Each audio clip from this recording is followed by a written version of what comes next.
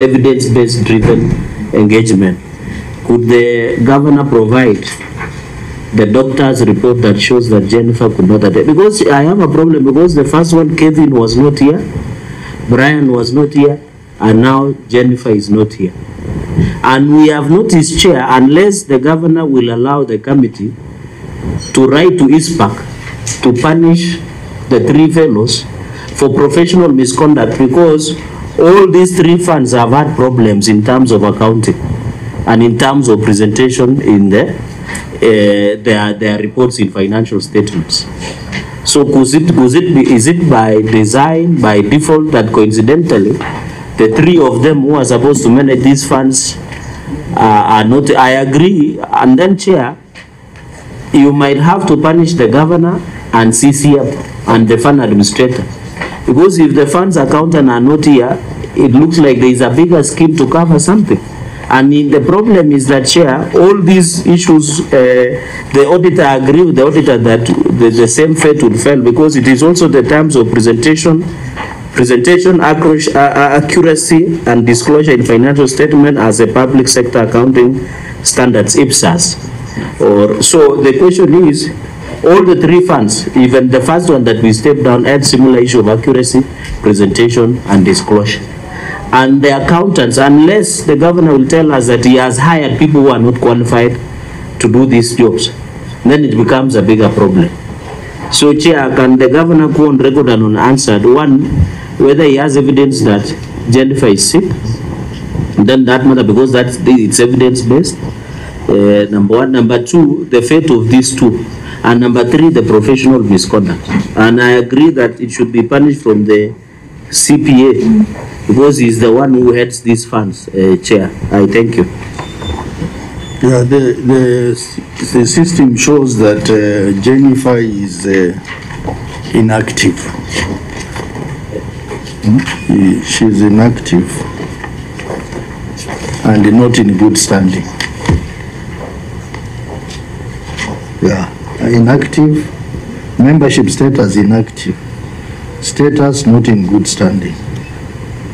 So maybe Brian was active. Yeah, he was not in good standing. So maybe CEC Finance, we can start through the governor. These are your people. This one is inactive, meaning that he's not even a member. He's a member, but who is not complying. And both of them are not in good standing. Yeah. Yeah. Thank you, Chair. Indeed, the issue of being in good standing and with the profession, really, as I've always communicated, is their personal responsibility. And the county, we've always assured that we're able to take them through training. Allow us, Chair, as I'd indicated initially, to really revisit this issue. Point of order. Is it better if the governor answers that question, because it looks like he has people in office that are not qualified? And if you are not qualified, you are not supposed to be in office. The long and short, if the Chair, I agree this, if I have not paid my subscription fee with LSK, it means I am not qualified. It means I cannot represent anybody in court. So what we are having are not qualified. So can the governor tell us why he's retaining people who are not qualified in office? If he answers that, then we leave that matter to rest. The governor is going to make a comment on that, but the person who deals with them on a day-to-day basis is a CEC Finance, so he needs to give us a background, and then the governor will respond to what you are saying.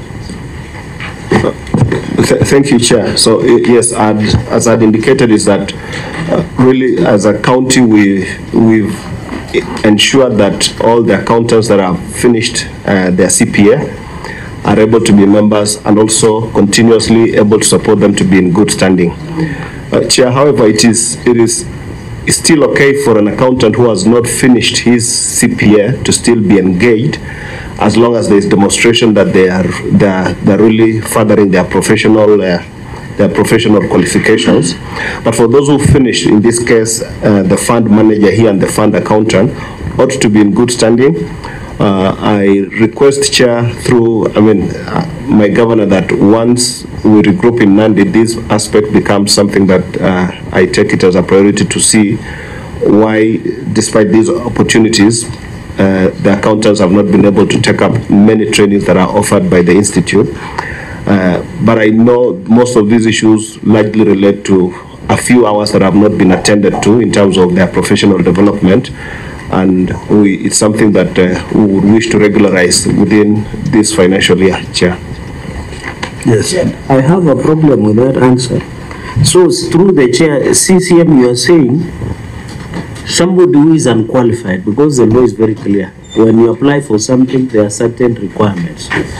So you are telling us that accountant who is in the process of acquiring or being registered with ISPA can be engaged, if I'm getting you right. And number two, is it the business of you as the head of all these funds to ensure that these accountants are registered? Because you are just, I thought it is not even about hours. Maybe they have not paid annual subscription, or they have not done something, or they have violated their profession.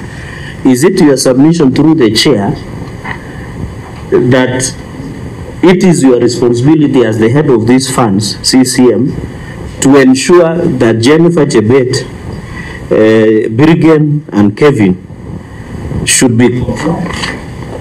Thank you, Chair. Thank you, Chair. Yes, and number one is that on the ISPAC portal that you check whether somebody is in good standing or not, it usually gives a reason as to why. So for these members who may not be in good standing, the portal would clearly tell us what the issue is, and we could verify.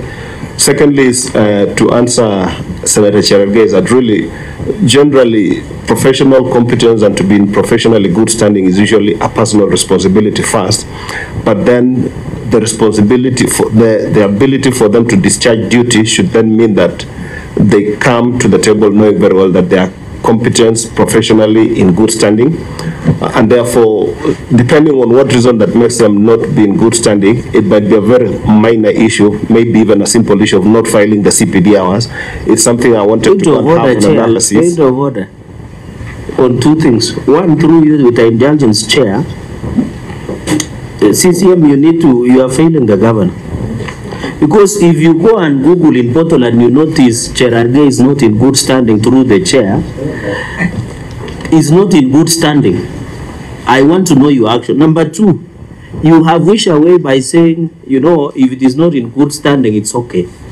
Maybe the chair, then maybe to AG and the professionals that are here, is it good if somebody who is not in good standing or has been cited for professional misconduct in the ISPAC to prepare some of these financial statements through the chair? Liaison, through the chair.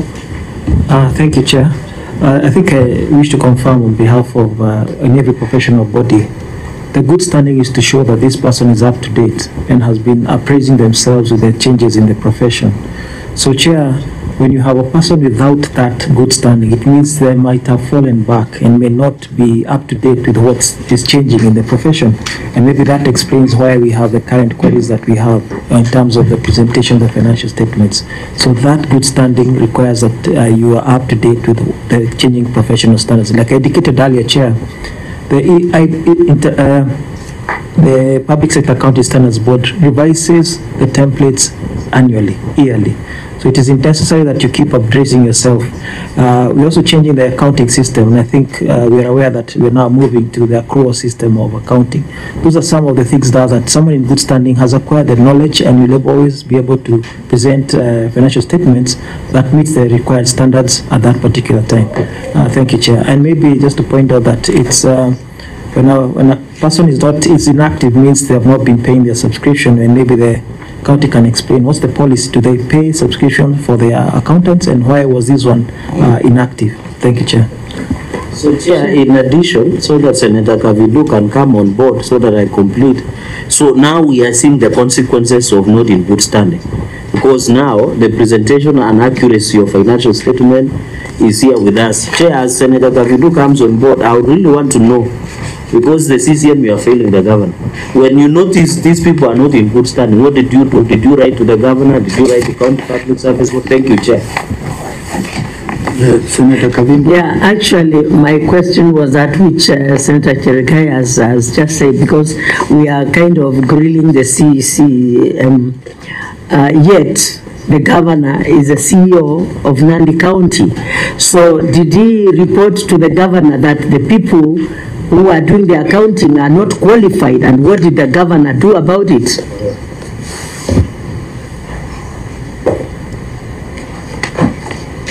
Yes. Thank you, Chair. I would have to check. One is that really, as I said, it's a personal responsibility for somebody to be in good standing, and that's why ISPAC is able to punish an individual if then they commit a wrong, because they're ascribing to the standard set by ISPAC. So, Chair, whereas this didn't come to my attention, and possibly during that time may not have come to the attention of my colleague then, I would suggest that we take corrective action by then me taking the personal responsibility to review all the accountants that we have in the system and be able to communicate their status, and through the governor we should be able to take proper action. Secondly, Chair, is that ordinarily in the county we have numerous accountants. A good number of them have always, out of their own initiative, paid up their subscriptions on their own volition.